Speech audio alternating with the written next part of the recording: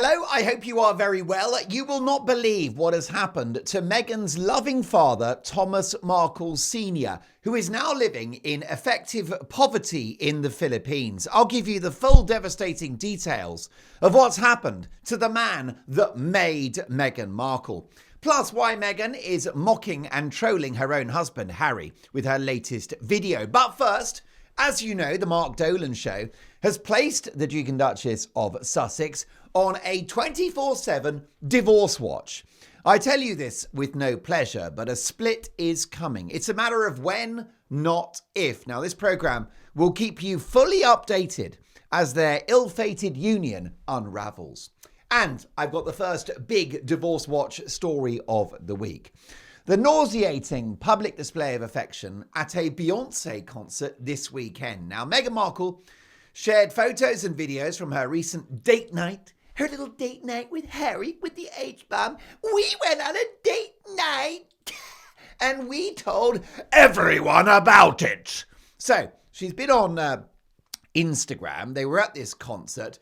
It was the Cowboy Carter tour. Beyonce, by the way, a very talented lady, an excellent dancer, a fine singer, a very becoming woman altogether, by the way, and unlike Meghan Markle, talented and a woman of substance.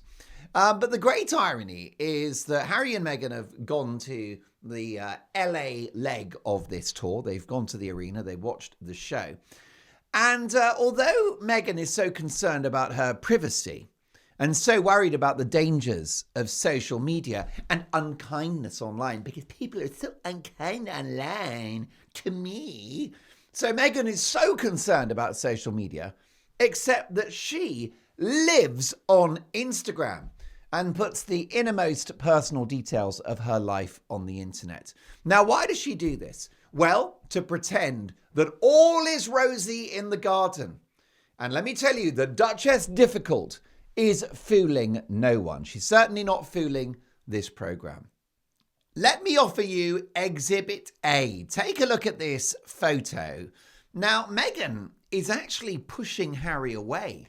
Okay, so her hand, this is supposed to be an affectionate photograph, and Harry and Meghan have published this image as some kind of advert demonstrating how deeply in love they still are. But yet, if you look at it, it's actually a very naive thing of them to have done to publish this photograph, because it speaks volumes that their marriage is totally on the rocks and that it's unraveling fast. So Meghan basically is, she's got her hand on his upper chest, and that's a power move. Okay, she is literally and metaphorically pushing him away. She's controlling him, right? Her hand is at the tiller. She's in charge of this whole thing. Okay, that is a strong, strong gesture of resistance. And Harry, by the way, as a result, his upper body yields to her touch, to that rather pushy hand of hers from Princess Pushy. And by the way, Harry looks uneasy. Look at that stiff grin. That's not a comfortable smile, is it? Poor Harry is hesitant. And also his eyes are half closed. He's submissive and he's got a sad facial expression. Meanwhile, Meghan has given us the fake smile. This, of course, is one of her great acting performances. This is Oscar worthy. Look at that sharp grin. Again, not a natural smile. And her eyes are glued shut. Now, why are her eyes glued shut? Well, because she's hiding the truth. This is concealment. So we've got the power move, the control, pushing Harry away with the hands. Okay. In other words, I am in charge of this relationship. I call the shots. I am Duchess Difficult and I run the show. And Harry just basically the bystander. And also, Meghan closes her eyes because she's hiding the truth, because the truth is always in the eyes. So if you're ever unconvinced about the photos that the couple released, just look at their eyes and it tells you everything you need to know. Another very strange thing is that Meghan shared an image of Harry's cowboy hat. Meghan posted a close-up of the hat. Underneath the hat, the brim of the hat had a couple of little messages on it. A Californian flag, because of course they are so allied to the Californian cause now. A US flag, the Union Jack, the Jack of the United Kingdom, an outline of Africa, because of course Harry is so connected to Africa, isn't he? Except that he barely visited his charity in Lesotho and has now ditched Sentebale altogether. But he loves Africa. Don't get me wrong. He never goes there, but he loves it. He goes there sometimes. He's been to Nigeria, even though he's worried about his security. That's another story. So, and then a handwritten message inside the brim of the hat. And it says, Archie, Lily, and my love. So we know that Meghan describes Harry as H. I call him H, my husband. He's my husband. So she calls Harry my husband. And Harry calls Meghan, my love, my love. Hump-a-dump-a-dump-a-dump, my love. I'm the world's least happy millionaire, and I call Meghan my love. I mean, it's all right. On the face of it, calling someone my love is quite sweet, but I think it's an underwhelming moniker, don't you think? My love. Hello, my love. It's actually damning with faint praise, I think. I don't think it's very effusive. I think it's something of an undersell, a bit of an understatement, my love. Hello, my love. It's the sort of thing that a middle-aged couple who have fallen out of love would say to each other. Oh, I'll be there in a moment, my love. It's dismissive. This is not a great romance. This is not a couple profoundly in love in every department of their lives. So, extra decaf today because I've got so much material. You will not believe the Thomas Markle story. And I'm going to tell you what that man has done for Meghan and why it's so disgraceful that she's destroyed his life and thrown him under the bus. But anyway, she's currently doing that with Harry the H-bomb. My husband! So, why would you write these creepy messages on a hat? Okay, so first of all, you putting it on Instagram, publishing a personal little monogram on the hat, right? That's not appropriate to publish that. That's private. But we know that Meghan will basically sell her story to the highest bidder. She doesn't care. She's got no ethics whatsoever. And so they publish his photograph with, Lily and Archie and my love, my love. But why the writing on the hats? Why these messages? Well, it's about ownership and control. Basically, Meghan controls Harry, and so even the hat has got scribbles on it that mark out Harry as a sort of territorial commodity that belongs to Meghan. That she wants to convey a message to Harry that she owns him. She, as the Americans would say, she owns his ass, is what she does. And so even the hat has got this sort of ownership messages. I find it creepy. This is a guy that's lost all dignity. He's lost all independence. He's not masculine anymore. He's just the whipping boy. And it's tragic to watch. And so she's inscribed all these things on the hat as a kind of property, a property flex, right? You are my property. I own you. I don't know. I mean, why doesn't she go the whole hog? Why doesn't she put an electronic tag on Harry so she can track his every move? She'd love that. She could fire up a computer and to sort of see where in the world he is and what he's up to, because Meghan is all about control. Let's take a look at the next image now. And what we've got is, on the face of it, a slightly more positive image of the couple. And they are both smiling. Okay, I will give you that. But this time, poor old Harry is in an arm lock, right? I mean, this is like almost an MMA move. This is like sort of professional wrestling. Meghan has basically seized Harry. She's got the entirety of her arm around his neck. And then you've got the fingers, which are clasped together. And again, those fake grins, right? A grin is not a smile. This is a smile. Would you like to see a smile? It's a smile. Right. When I read your comments, I love your comments. It's the highlight of my day. The comments are not part of this show. They are the show. And when I read your comments, I do this. I go like that. I laugh. I love it. But this is what a grin is. Right? And that's what you got from these two. So this image demonstrates once again Meghan's control. She's making Harry small. And then it gets worse because they share a clip of Harry kissing Meghan. Let's take a look at this. But this is a perfunctory peck on the cheek. That's not a great love affair, is it? Harry is Meghan's husband, but he's only got access to the side of her face for a polite peck on the cheek.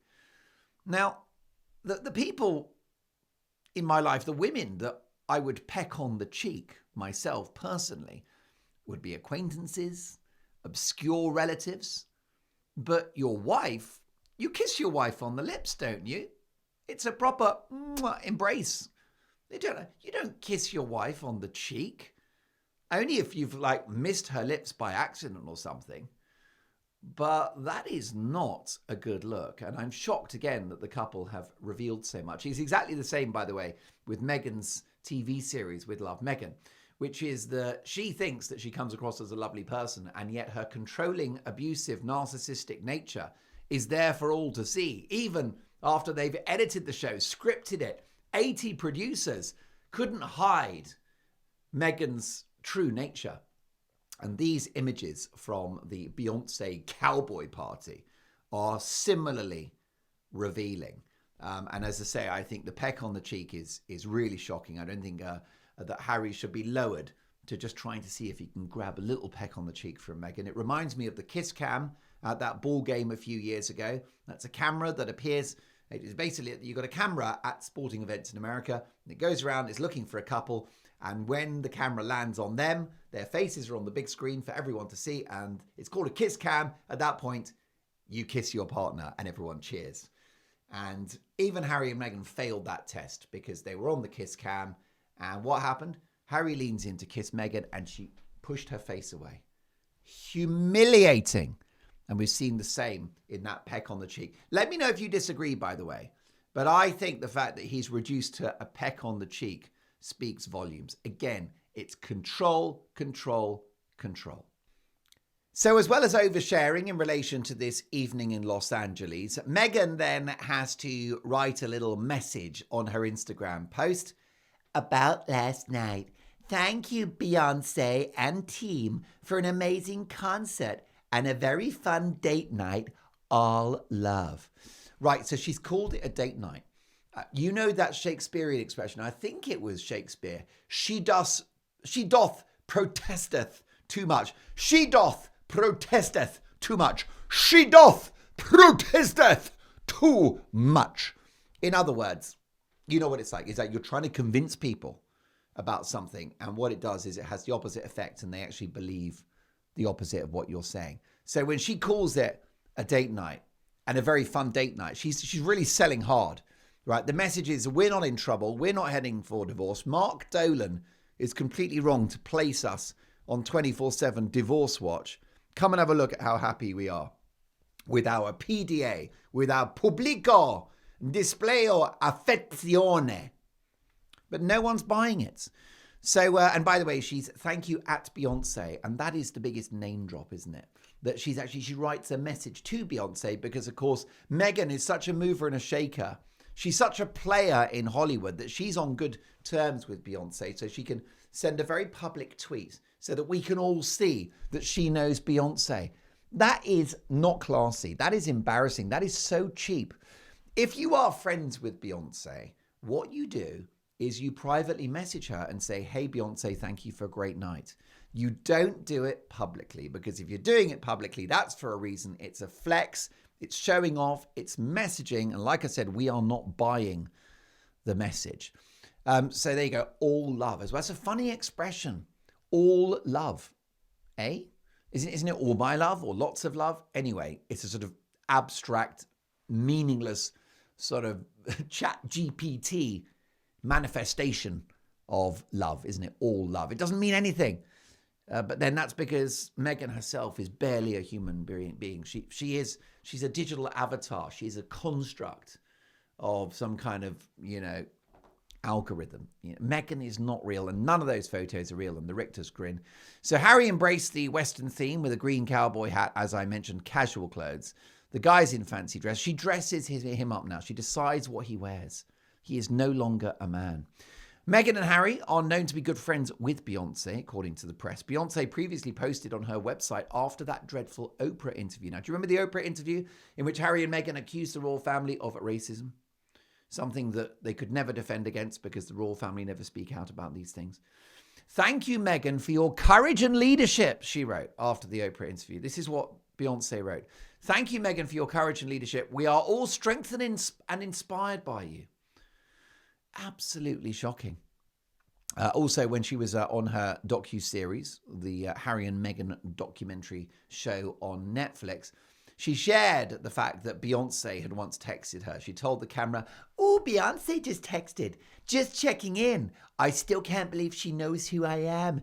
She wants me to feel safe and protected." And then Meghan goes on. I mean, this is extraordinary. She admires and respects my bravery and vulnerability and thinks I was selected to break generational curses that need to be healed. Pass me the sick bucket. I am nauseous. Luckily, I haven't eaten today. I've just had decaf coffee with a splash of double cream sweetened with erythritol, but I'm feeling nauseous at Meghan's self-aggrandizement.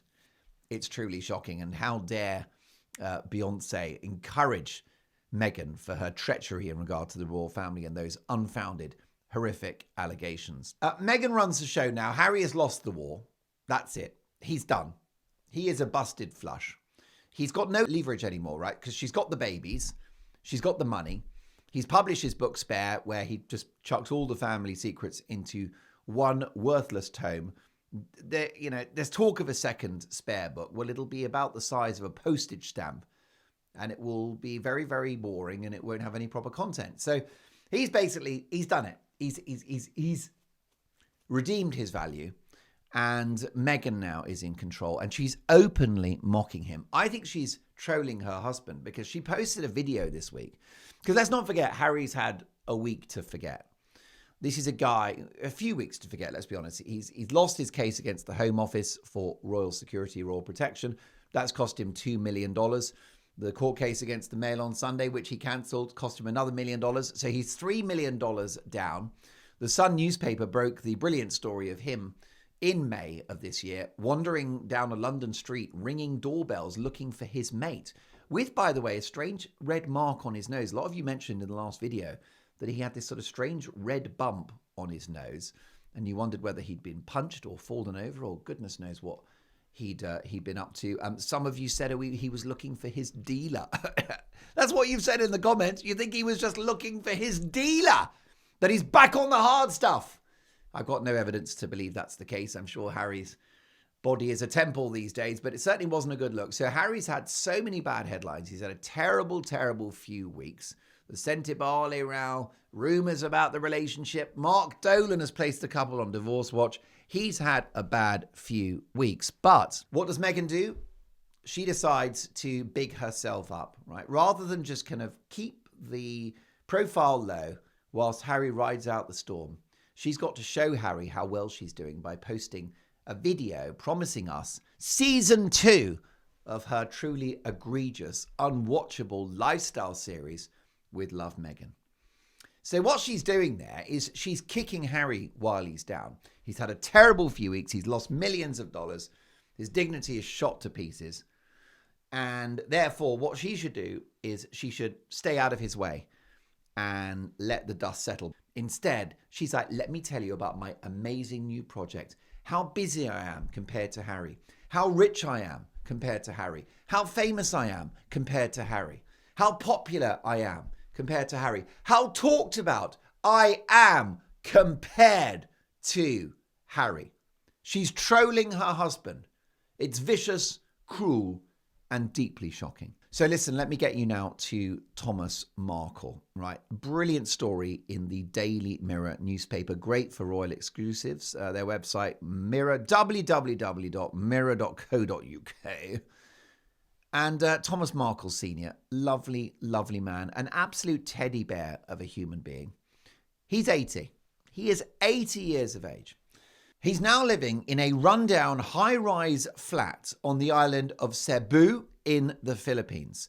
He's being cared for by his incredibly loyal and loving son, Thomas Markle Jr. Cebu is more than 7,000 miles from Meghan, Harry, and Archie and Lilibet. Now, there's a few things to say here. First of all, Thomas Markle is a great American. He had an amazing career in Hollywood, in television and in film production. And he should be living in the United States. He should be living in a condo in California, maybe a mile or two from Harry and Meghan. And he should be living in such a condo paid for by Harry and Meghan. He should be in a 6 or 7 bedroom house with a pool and a jacuzzi and a sauna and a gym. Not that poor old Thomas would use that very much because he doesn't look like the fittest type.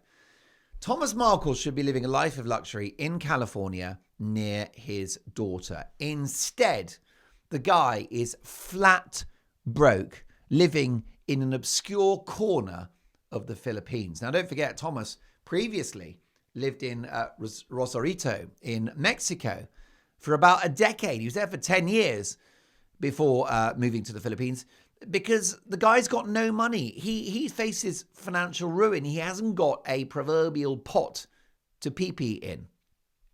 And you know the really sad thing, the Mirror points out, is that he's been shipping his belongings, from Rosarito to the Philippines.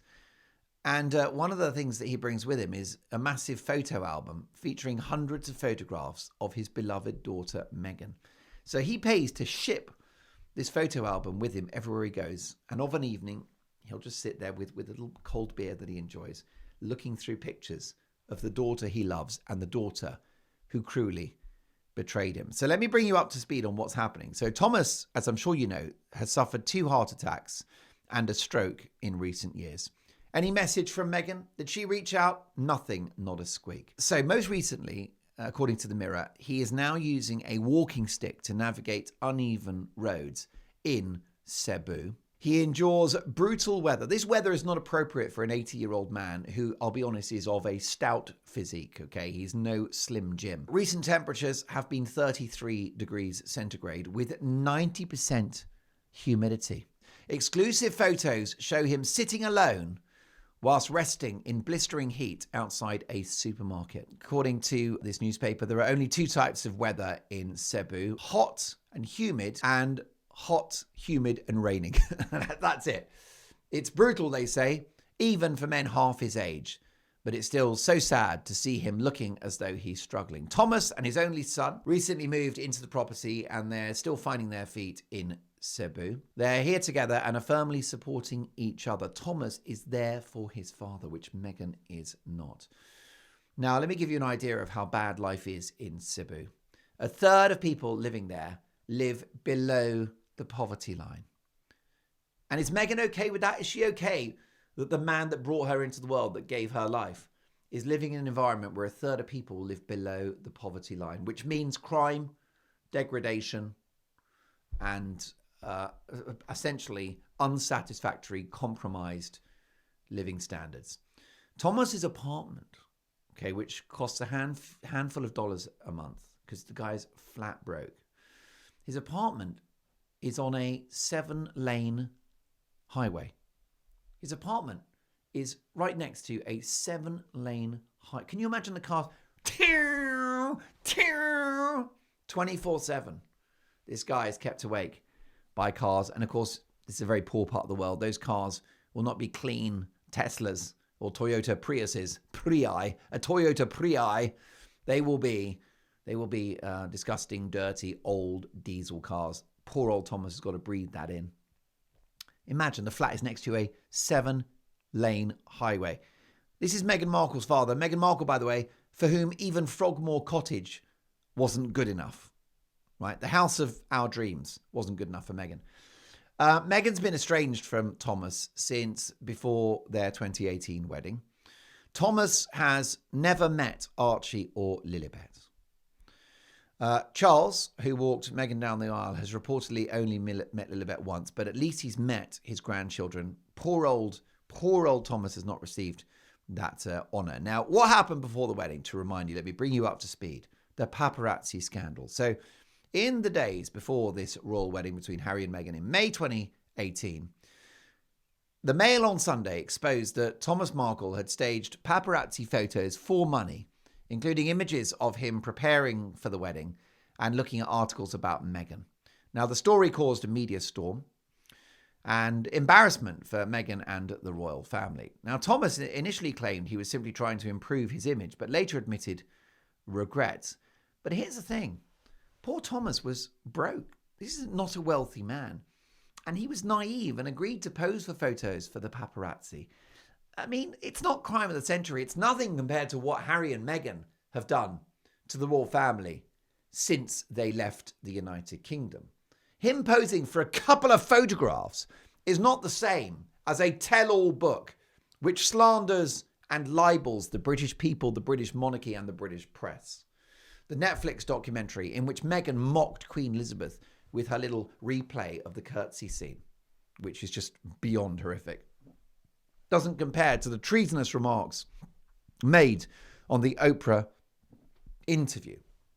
So his great crime, posing for a couple of photos in order to receive a couple of dollars from a local journalist. Hardly crime of the century. In fact, the reaction there, if you're Meghan and you found out before the wedding that your dad is selling photos to the press to make ends meet, you say, Dad, I had no idea that you were in such trouble. I'm going to wire you $100,000 because you're my father and I love you. All right. Or even $10,000, $1,000, just some things. Like, Dad, I didn't realize you were struggling. But instead, she cuts him off. Now, after that story broke, Thomas said that he suffered 2 heart attacks and was hospitalized and required 2 stents to be inserted. He told TMZ and others that doctors ordered him not to travel to the UK. So that's the official line, is that he couldn't go because of his health. But first of all, a lot of people who are connected to the palace believe that actually what happened is the fallout from the paparazzi photo scandal was so traumatic for Thomas that he had the heart attacks as a result of the stress. In other words, if Meghan had been nice about it, he might have been okay. Instead, he was completely vilified for a relatively harmless act. And after that, the royal family and Meghan cut off all communication, making reconciliation absolutely impossible. So at that point, Thomas was cut adrift, never to return. He told friends, the paper report today, that he told friends that he's off to the Philippines. He went there for peace and for kinder people. Well, yeah, 7,000 miles away from Meghan Markle is no bad thing. He said, I traveled in that part of the world when I was a younger man. The people are so kind and welcoming, and they are respectful to older people. It's a place of culture and beauty. He added, at 80, it's time to go somewhere where the people are lovely and I can enjoy a quieter, friendly existence. He said, in Southeast Asia, the medical care is good. You can live reasonably cheaply. The people are kind and respect older people, and the food is healthy. Not that he eats much of that, I fear. Final quote. Mostly, I just want peace, says Thomas Markle. At 80, none of us know how long we've got. I want whatever time I have to be peaceful with none of the awful drama of recent years. What is that awful drama? It is the treatment of Thomas Markle by his vicious, vindictive, and cruel daughter.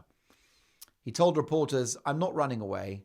I'm going in search of a more positive life. Every day, I see something about Meghan. I wish her no ill will, he says. My dream, wait for this, guys. Get the hankies out. My dream is that one day I could bring my whole family together like a normal family. Now, I need to give you the context to this. Do you realize what a great guy Thomas Markle is? What a generous, sweet, kind-hearted man. Or he might be foolish and naive at times, like with the paparazzi photos, but he's got a heart the size of Texas. And here's the big thing. He raised Meghan single-handedly. He was the dominant parental figure in Meghan Markle's upbringing, both financially and practically. He raised her largely alone during her school years, taking charge of her education, her lifestyle, and her ambitions, while Doria Ragland was absent because she was a travel agent and a yoga teacher. Tom Bower, in his brilliant book, Revenge, talks about her interest in other men, which may have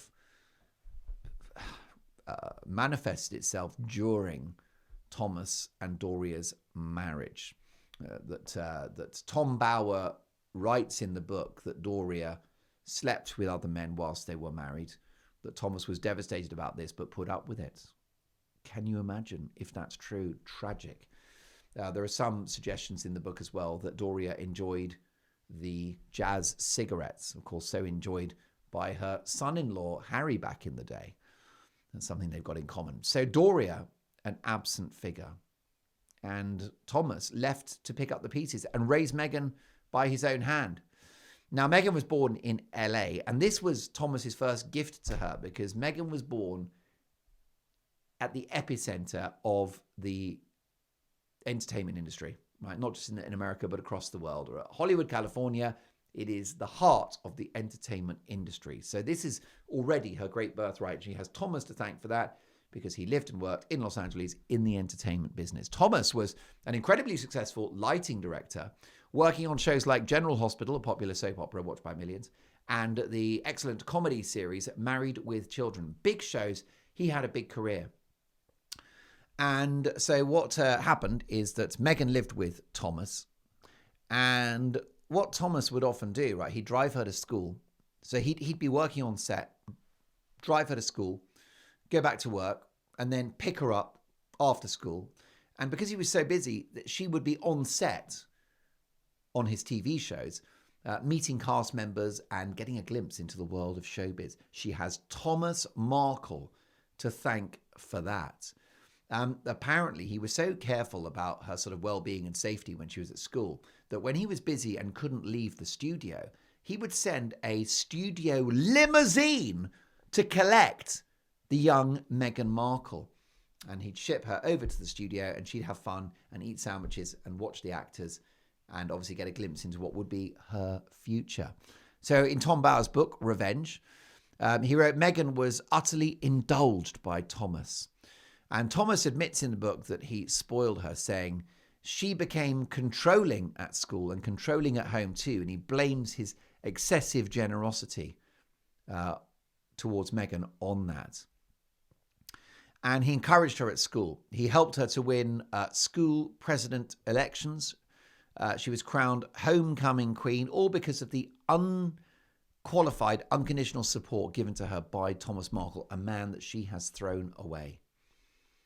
And the family have noted that Meghan received far more attention than Thomas did or any of the family because, you know, Samantha, Thomas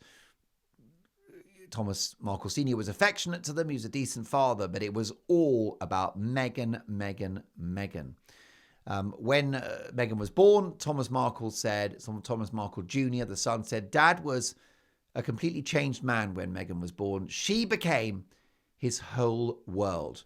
He decorated their home after her birth, including the bathroom, with angels and fairies. He took thousands of pictures of his daughter. He was obsessed with Meghan. She must have been the most photographed baby in the San Fernando Valley, is something that Thomas used to joke about. Megs was a little princess long before she met Harry, all thanks to Thomas. And he was the guy that introduced her to TV and theatre. And here's the other thing. He didn't just take her to work so she could experience that world of showbiz. He spent a fortune on her education. He installed her at the Hollywood Little Red Schoolhouse, an elite Catholic girls' school. Now, you'll remember that Meghan likes to pretend that she grew up as trailer trash and that she had humble beginnings. It's the biggest lie in the universe. She went to an elite private school, the Hollywood Little Red Schoolhouse. In the 80s, do you want to know how much that place cost? It was $15,000 a year in the 80s. And, you know, Thomas was doing well in his career, but he was a lighting director. He wasn't exactly the star of these TV shows.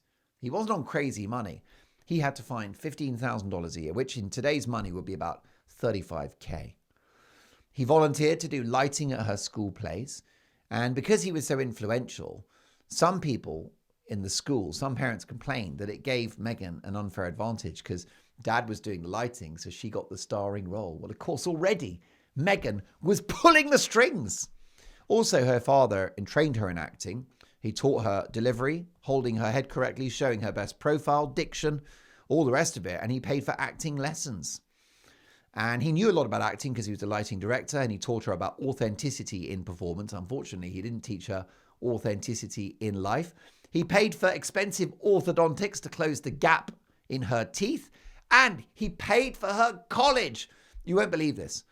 So she went to Northwest University in Illinois. Lots of viewers in Illinois, by the way. How are you, Illinois? The degree was a double major in theatre and international relations. So we're told, by the way. I haven't seen these certificates, but that's what we're told. She was there for 4 years, from 1999 to 2003, graduated in the class of 2003. The estimated cost of tuition at the time, well, annually, around that time, it was $22,000 a year. Thomas paid that. He's a humble lighting director on a TV show. And if you add it all up, okay, across 4 years, tuition fees, $90,000, plus room and board, $10,000 a year approximately, that's $40K. Other expenses, books, travel, spending money. All in, Thomas spent in the region of $140,000 on Meghan's higher education, on her college education. $140,000, which in today's money is $250,000. $250,000. And she has sent him off. She has banished him to the Philippines, where it's swelteringly hot, where he lives in an apartment on the edge of a 7-lane highway. And he spent $250,000 on her education. I think he should sue her to get the money back. What do you think? Do you think she should pay the money back? Because then he could go back to America where he belongs. He's a great American man. He should be living in the United States. And there was so much bonding. He loved Meghan. They spent weekends fishing, going on road trips, for example, Elvis's Graceland. He had a Toyota 4Runner, which he fitted with a mattress, TV, and VCR for Meghan, so she would be comfortable and have a great time. There was so much jealousy from Thomas Markle Jr. and Samantha, who also had acting ambitions. But Thomas was focused on Meghan. It was like all about Meghan's future, Meghan's dreams. And it's truly devastating that now this is where the relationship is. Quite recently, on her blog, just a few years ago, Meghan had this blog called The Tick. And on it, she wrote about Thomas. She said, "The blood, sweat and tears that this man who came from so little invested in my future is unbelievable. So I could grow up to have so much. To my dad, my thoughtful, inspiring, hardworking daddy, happy Father's Day." Just a few years ago, now he's been banished to an apartment on the edge of a motorway with noisy diesel trucks. Disgusting. In 2018, they found a childhood Valentine's Day card from Meghan to her father. Wait for this. "Daddy, everything you do for me has turned me into who I am, and I'm so grateful. I love you with all my heart now and forever." Forever? That didn't age well. They've not spoken since 2018. Forever, do me a favor. And they are now estranged. He's never met Prince Harry or the children. So Prince Harry did not seek his hand in marriage, because Prince Harry should have knelt before Thomas Markle and said, "Hello, Mr. Markle. I'm Prince Harry, the world's least happy millionaire. Please may I have your daughter's hand in marriage, and I'll call her my love," which is a really bland little compliment to pay someone. He didn't do that. He did not pay Thomas the respect of asking for his daughter's hand in marriage. Outrageous. So the whole thing's terrible. And what happened is he gave Meghan everything, and she returned him with nothing. She used him. That's what happened, right? Thomas Markle gets used and then thrown away. Used, then thrown away. And that is the Meghan pattern. And do you know who's next? Prince Harry, who really will be the world's least happy millionaire, because he is going to get used and thrown away, just like poor old Thomas Markle Sr., which is why I've placed the couple on Divorce Watch. Watch this space. Folks, it's been great to chat. Please hit subscribe if you can. Please like the video, and please hit the notification bell, the reminder bell, because then when a video drops, you'll be alerted. And I often do emergency videos and I want you to be the first to see them. So thank you for your support for this brand new channel. Can't wait for the next video. Stay awesome. See you soon.